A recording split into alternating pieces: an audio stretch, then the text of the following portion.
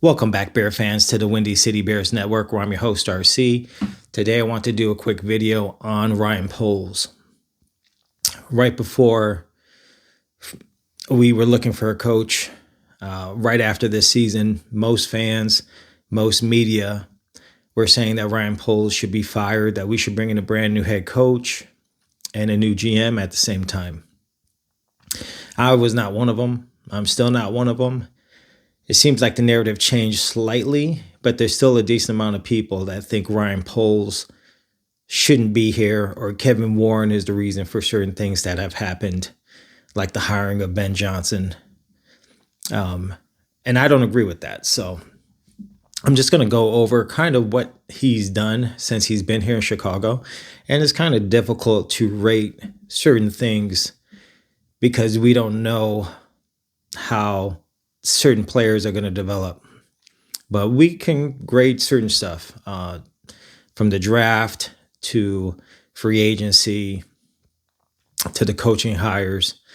So let's just start off with Ryan Poles. So when we hired him 3 years ago, he was 36 years old, super young. He's 39 years old right now. So any new GM is going to take time. They're going to make some mistakes. They're going to have to learn from their mistakes, which I believe he has. And I'll go over that in detail. But we hired him. The coaching search had already started. So it was down to the three finalists. Yes, Ryan Poles could have started all over again and got more coaching or more coaches to interview. But, I think he already knew the process was far along. He probably didn't want to waste more time. So we took the three finalists that he was given and he picked one. And I didn't have a problem with Matt Eberflus with the hire compared to the people who were available. Some people may say, oh, well, how come we didn't get Dan Quinn? I wasn't a big fan of Dan Quinn. I know he had a great season in Washington last year, but I did not want to hire the coach that blew the biggest lead in the Super Bowl. So even the game before he got promoted to Washington's head coach, his defense gave up 44 points in the playoffs. So I was not a big fan of hiring Dan Quinn. I still am not. And we'll see how he does in Washington. He had a lot of things go right. He got the right OC, drafted a good quarterback. A lot of things happened well for them. But I wasn't a big fan. So Eberflus, the first year, I don't care which head coach was hired. Ryan Poles came in. He said it was going to be a rebuild, not a retool. We were going to start over from scratch. So if you look at the roster from then and you look at the roster from now, I believe there's only two current Bears on the team from that roster, and that's Cole Kmet and Jalen Johnson. So he got rid of everybody. Quinn, Mack. I mean, he gutted the defense. He traded away. We had one of the worst caps in the NFL, and now we have one of the best caps the last couple of years. And that is because of Ryan Poles. So going in, a lot of people also say, well, he hasn't done anything to fix the line before free agency. Going back and looking at his drafts and free agency, he came in his first year with no first-round pick. He had 5 picks to begin with. 2 seconds. I want to say it was 2 seconds, a fifth, a sixth, and maybe a seventh. We ended up with 11 draft picks because he kept trading back, trying to get more capital, try and get more people. And that first draft, I think he hit on Kyle Gordon. We just gave him an extension. Good pick. I think he's the best nickel corner in the league personally.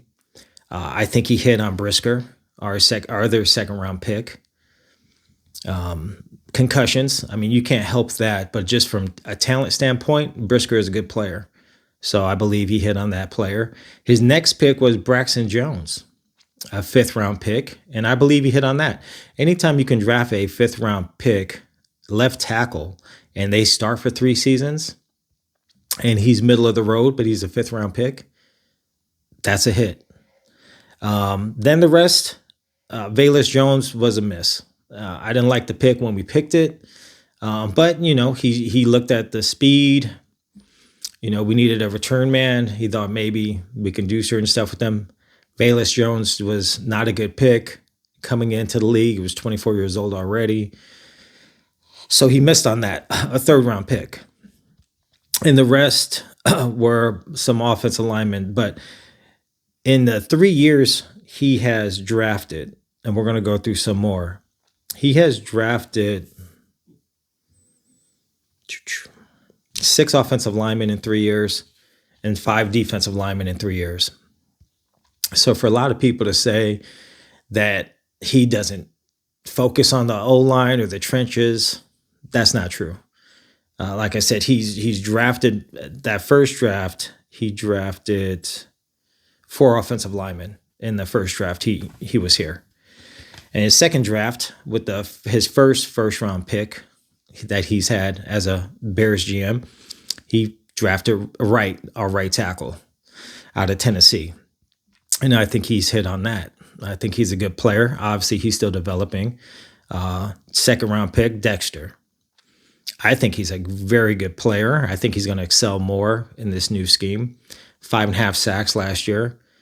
I think he hit on that. That's another second round pick. We had another second round pick with Stevenson. And I would say, you can say maybe incomplete, but his rookie season, he had 4 picks. Last season, you could say maybe it was up and down slightly, but you can see the talent. We'll see what the new coaching staff does with him. Maybe his temperament, maybe the way he engages with people, maybe he wasn't held to certain standards, and that's what some of the players were talking about. But now we have a new coaching regime, and hopefully certain players will be held to different standards. We got a great DB coach in Al Harris, so we'll see what he can get out of him. Zach Pickens, another third round pick, I believe. Yeah, you can say he's missed. Hopefully the coaching staff can get something out of him. He hasn't produced. He hasn't done anything. A lot of people were happy with our 4th round pick of Roschon Johnson.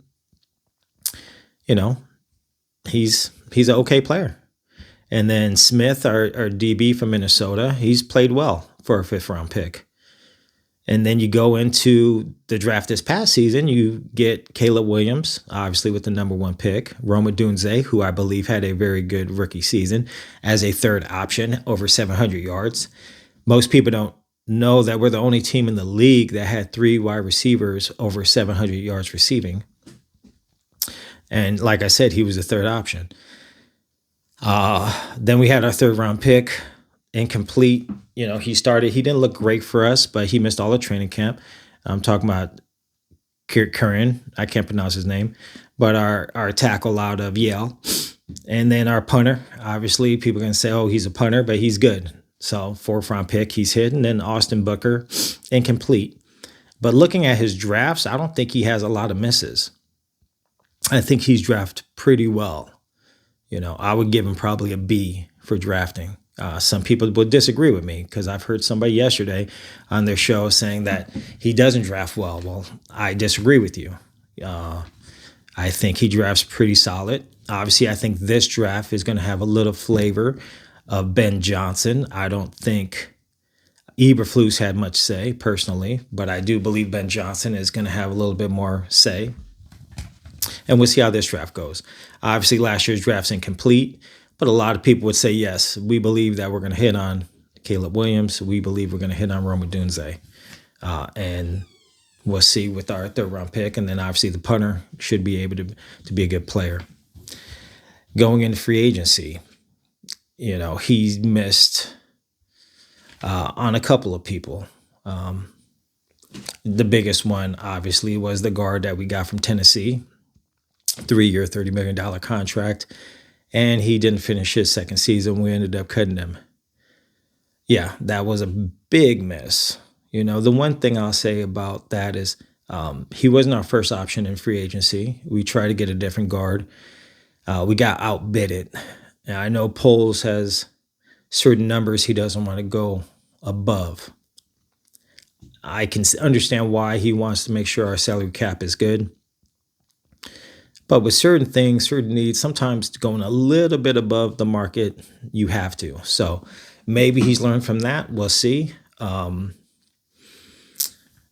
But then also, he did well or decent in free. Well, it's incomplete. We'll see what he's done. But getting the center from Atlanta was huge. I would think everybody would agree that was big. We'll see how the rest of the players in our free agency goes. But then a couple other trades. So the Claypool trade was obviously horrible. It didn't work out. He gave up a second round pick that turned out to be the 32nd pick of the draft. So that was a bad move, but you can't fault him for trying to give Justin some weapons because he was still trying to evaluate Justin Fields at the time. It's hard to evaluate somebody who doesn't have any talent around him. So he's like, if I'm going to fairly rate Justin, if I'm going to evaluate him correctly, I need to give him something. So that's what he was trying to do. He swung, he missed. We weren't the only team bidding for Claypool. We weren't the only team that offered up a second round pick. It just didn't work out. The Khalil Mack trade, I believe we could have got more. I think we got a little bit less than what we should have. I think he was okay with that because he wanted to get him off the books. I think we should have got more for Roquan Smith, our linebacker who went to the Ravens. We should have been able to get at least a first. I believe we got a 2 and a 5, but we should have been able to get a first for him. He was in his prime. He was a top 10 pick. So from that trade wasn't great. It wasn't horrible. I would probably give it a B-. F for Claypool. But trading the number 1 pick overall to get multiple picks, which turned into another number 1 pick, that was an A+. Getting DJ Moore, getting Caleb Williams, that was a huge trade for us. And then trading a second for Montez Sweat, I give that trade probably a B+. I think Sweat's going to have a very good season now that there's more talent on that D-line. He's not going to have to do more than he has to, and they can't just really focus on him. I think a lot of people on this D-line are going to play a lot better this year. And the trade for Tooney, I'm going to give that an A, even though he hasn't played a game for us. I know he's 32 years old, but you trade for arguably the best guard in the league, at least top 3 guard in the league, and you give up a future 4th. Now that's a win. So for trades, he's done decent in trades. Maybe he's done about a C. I think in drafting, he's been a B. I think in free agency, he's been probably about a B- at the lowest. But like I said, he's a young GM who's still learning. And the one thing about him is he's learned from his mistakes. And the players that didn't work out, he didn't keep them on the team. He got rid of them. He either cut them, tried to trade them. But he's not going to just say, oh, I made a mistake. I'm going to try to make sure that this works out so I don't look bad. He's going to own it, say, hey, I missed. It's time to move on. I think he came into a situation where he wanted to rebuild the team. It was a tough situation with Justin Fields. You have a young quarterback that you want to give him a fair opportunity before you look to say, well, maybe we need somebody else. So he didn't come into the easiest thing. Like I said, our cap space has been one of the best in the league the last couple of years. Another thing I will say, for a lot of people hating on Ryan Poles, is every year you hear from the media, oh, the Bears won the offseason. Bears won offseason. Bears won the 3rd year in a row. The Bears won the offseason. Well, if you won the offseason 3 years in a row, then obviously the GM's doing a good job. That doesn't even make logical sense to say we won the offseason 3 years and the GM's doing a bad job. I think that him hiring Ben Johnson, that's the biggest thing, From our division, we've been out-coached. All the other coaches in our division have been better. And they have some good talent. Talent-wise, we're catching up to the rest of the division. I think Minnesota has a loaded roster. Detroit is pretty loaded. I think we have a better roster than the Packers, personally. Some people will disagree, but now we have a coach, and we'll find out. Packers were 1-5 in the division. We were 1-5 in the division. We split last year. We should have swept them last year, actually. And if that punt wasn't blocked, but it was illegal what they did, so it should have been called. We should have been able to re-kick. But they missed the call. We split with them. But I wanted to do this video before this draft because I want to do another video after the draft. And maybe I'll wait. Maybe I'll wait till next year and kind of see how Ben Johnson does, or maybe do a mid-season one. Because we got a tough schedule this upcoming season, though. It's going to be tough. So even if we are a lot better, I don't know how many more wins. I still think we should get 8 to 9 wins, but it's going to be tough. I don't think that would tell how good or bad we are. It's going to be very competitive. But like I said, I think Ryan Poles is doing a good job. Super young GM. You want to give him opportunities. He's learned. It's tough bringing in Warren, who some people wants to give credit for. And you know what? I'll give Warren a little bit of credit. I think he changed how we treat certain free agents as far as bringing them in on first class, things like that, spending a little bit more money. Maybe we don't get Ben Johnson if Warren's not saying, hey, we need to pay the money regardless. For us to give up $13 million a year to a coach this is his first time as being a head coach, nobody would say that we would do that. So maybe ownership would have did it without Warren, but I give him a little credit for that. But Ryan Poles is the one who signed Ben Johnson, not Warren. I know he wants to sit in. I know he wants to feel important, but it was Ryan Poles' decision. And he made the right one. I know it was an easy one to make. You still have to want the guy. The guy still has to want to come to Chicago. Obviously, drafting Caleb is a reason why he did, So that's my evaluation on Ryan Poles. If you disagree, leave a comment. If you disagree with anything from the drafts to free agency to how I graded certain things, I would love to hear from you guys. If you like this content, hit a like, subscribe. Until next time, Bear fans.